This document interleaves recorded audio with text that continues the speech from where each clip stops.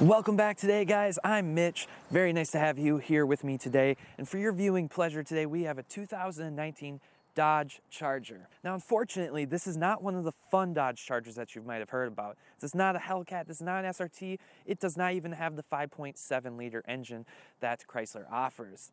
This, ladies and gentlemen, is a V6. This is the rental spec V6 Dodge Charger. And you know what? I actually really like it. Now, I know it's not the most fun one out there, but give me a few minutes here and I'll let you know why I like it and why you should like it as well. So let's roll the drone footage. Let's go for a drive. I'll let you guys know what I think. Come along for the ride.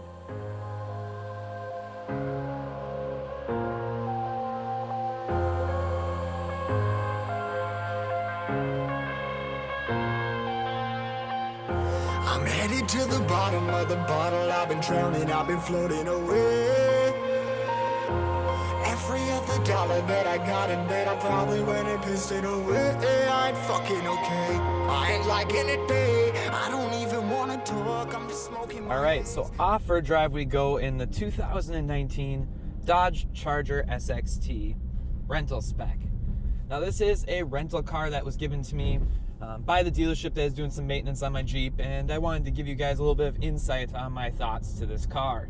Now, typically with rental cars, you think of the basic fleet vehicle that has barely any options to it, kind of like that Dodge Grand Caravan that I mentioned a few months ago. Now, that video was kind of a spoof video. I kind of was making fun of it because it seems like every time that I need to do some sort of maintenance on my vehicle, I end up in a minivan. Not today, though, ladies and gents. Today we have the Dodge Charger V6 rental spec. But let me tell you my thoughts on that. Since coming back into the picture, Dodge has made a couple different changes to the Dodge Charger. The original re-release of the Dodge Charger was a big brick of a sedan that, did retain some sporty elements to it.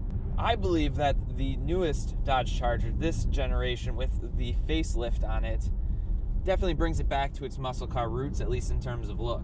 Now, unfortunately today, we don't have the Hellcat version, we don't have the SRT version, we just have a rental spec. Now, what is rental spec about this vehicle?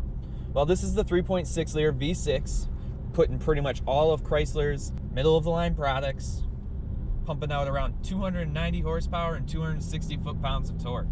It has made it up to a very smooth 8-speed automatic transmission with manual option with little paddle shifters on the steering wheel.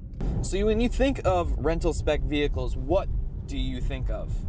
Well, you can think of the minivan that I reviewed a few months ago. You can think of a Dodge Caliber. You can think of a Chrysler 200. You may even think of the Dodge Charger. Many of these Dodge Chargers are sold to rental fleets for the purpose of renting out to people getting service on their vehicles and people just looking for something to travel around in when they go around town. I want to make the argument that this rental vehicle is probably one of the best ones that you can choose. Now, I'm not saying that the 3.6 liter V6 is sleepy.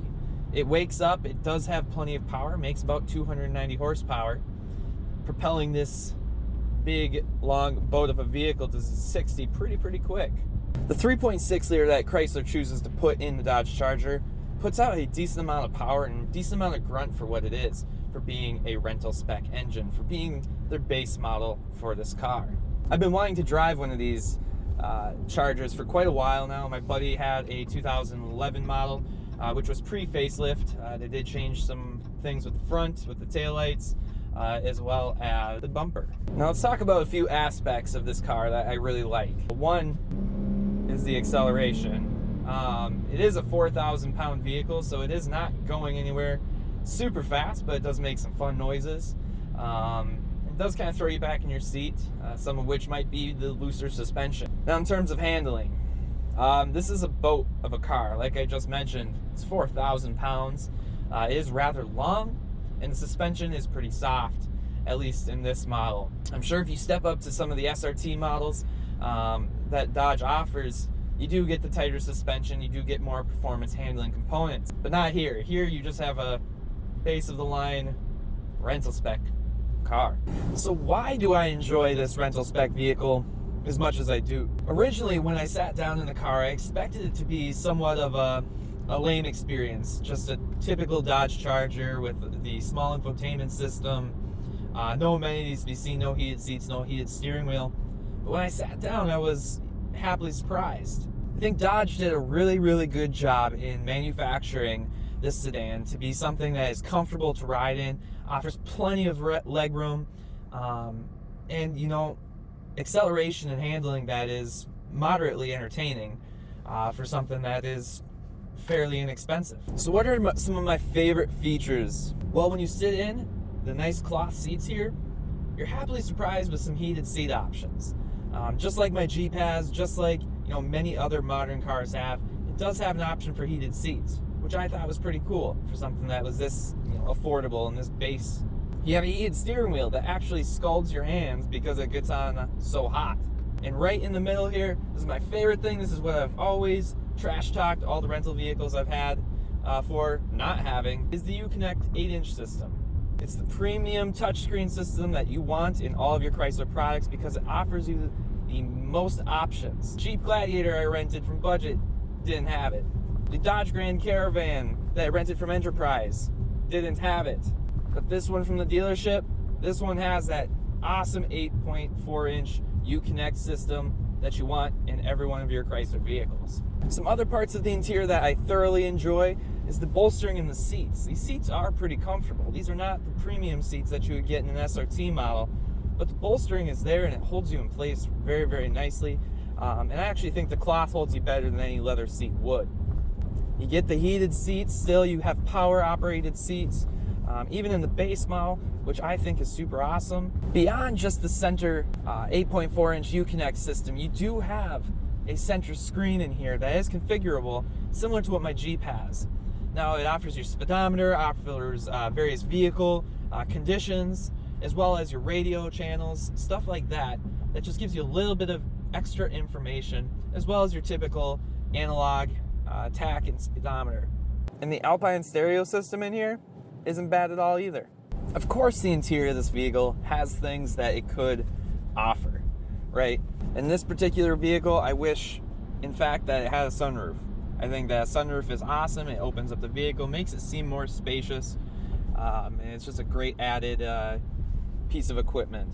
I think that the exterior of this vehicle doesn't do it justice. I think that by adding some exterior elements to sport it up a little bit, kind of like the SRT Chargers have, would go a long way in spicing it up a little bit and making it a little more of a deal. Now I know with the GT models, you can get the hood scoop.